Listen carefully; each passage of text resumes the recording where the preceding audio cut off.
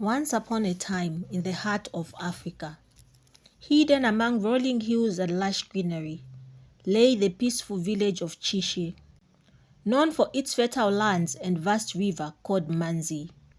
Life in Chishi was idyllic. The villagers lived in harmony, their days filled with laughter and their nights with warmth of village fires. They told stories of their ancestors and legends passed down from generation to generation, with none more captivating than the story of Nganga, the river god. Nganga was said to dwell in the depths of River Manzi, watching over the village and its people. The river was crystal clear and teeming with fish. It provided the village of Chishi with everything they needed: drinking water, fish, and a place for children to play. The villagers revered the river god Nganga, offering small tokens of thanks and respect to him at the river banks, although few truly believed in the old tales. In this village lived a young woman named Misozi. She was the epitome of beauty and grace, known for her melodious voice and captivating dances. Misozi was the pride of her parents, the joy of her friends, and the secret longing of many young men. Twice, she had won first prize at the village annual competition for singing and dancing, a testament to her unmatched talent. Misozi lived with her parents and two young brothers in a modest but cheerful home. Her father, a hard-working farmer, and her mother, a loving homemaker, who were deeply proud of their daughter. Life was good, and the family cherished every moment together, their bonds growing stronger with each passing day. One day, Misozi's mother got news of her grandmother being sick in the neighboring village of Minga. She quickly packed her things and left to take care of her. After weeks, the old woman regained her strength and fully recovered. After some time, Misozi's mother decided to go back to her village. She packed her things, said farewell to her grandmother and family, and started her journey back home. After walking for about an hour, she decided to take a shortcut through the forest. Even though the trees were dense and blocked out much of the morning light, she felt no fear. The path was very familiar to her, for it was used by the villagers for generations. As she ventured deeper into the forest, she heard the sound of rattling grass behind her. Her heart started beating very fast, but nothing could have prepared her for what her eyes saw when she turned. An enormous snake, its body coiled and its head bowed to the ground. It just sat there without moving. Terror gripped Misozi's mother, and before she could react, she fainted. When she woke up, the sun was high in the sky, and the snake was nowhere to be seen. Shaken, she quickly gathered her things and ran home without looking back. Upon reaching her village, she was too frightened to tell anyone about her encounter. Her husband and daughter noticed her pale complexion and unusual behavior, but she insisted that she was merely tired and needed some rest. Days passed and life returned to normal. Misozi's mother regained her composure, still keeping her secret in order not to scare her husband and children with her ordeal. One early morning, as was the young women of the village's routine, Misozi and her friends headed to the river to wash their family's dishes and clothes. They were chatting and laughing along the way, their spirits high.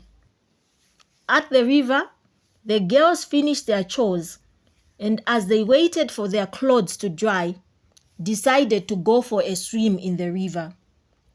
They took turns diving into the water, each trying to outdo the other with their playful antics. But when it was Misozi's turn to dive, she just stood there, staring strangely into the water, as if she was in a trance. Her friends grew impatient by her just standing there.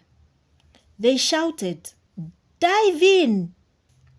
After some minutes, Misozi strangely dove into the water. Her friends cheered. As minutes passed and she did not resurface, their cheers turned into cries of concern. Panic set in because she remained underwater for too long.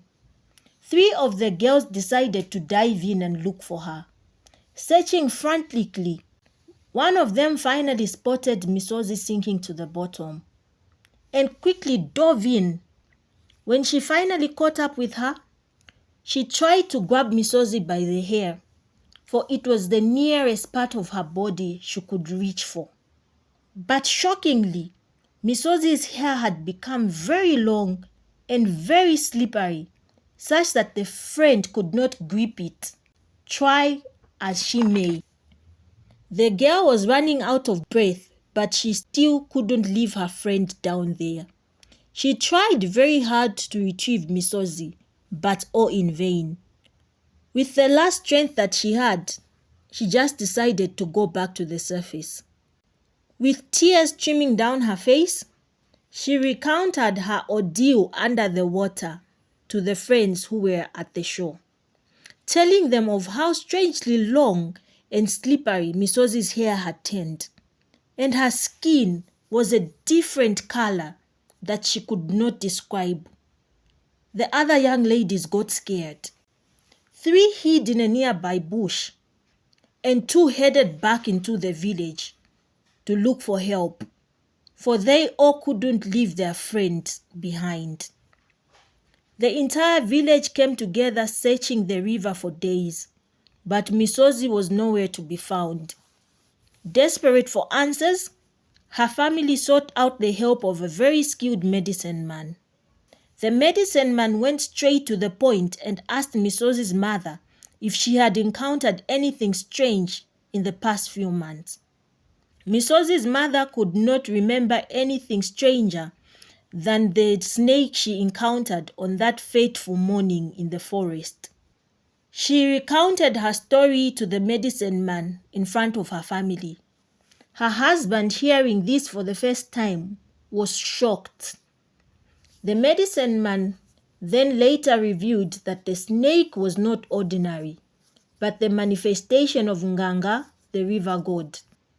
He explained that every 10 generations, Nganga emerged from the river seeking a bride among mortals.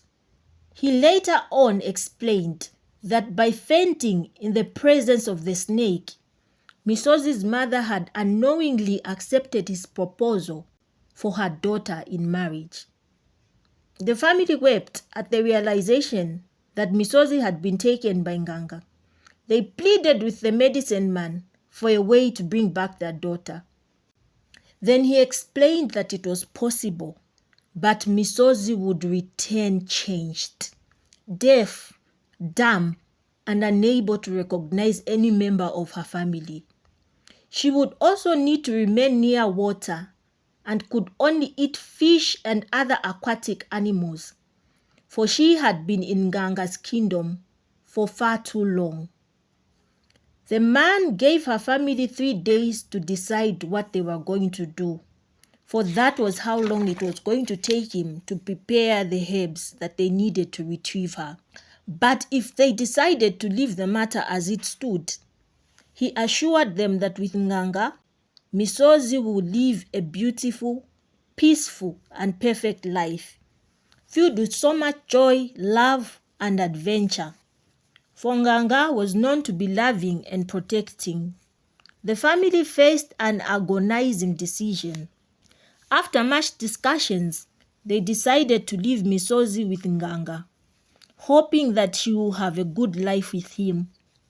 They continued to visit the riverbank. While there, they would tell stories of how their lives were going, and how they missed Misozi and hoped she was well, secretly hoping she was hearing them.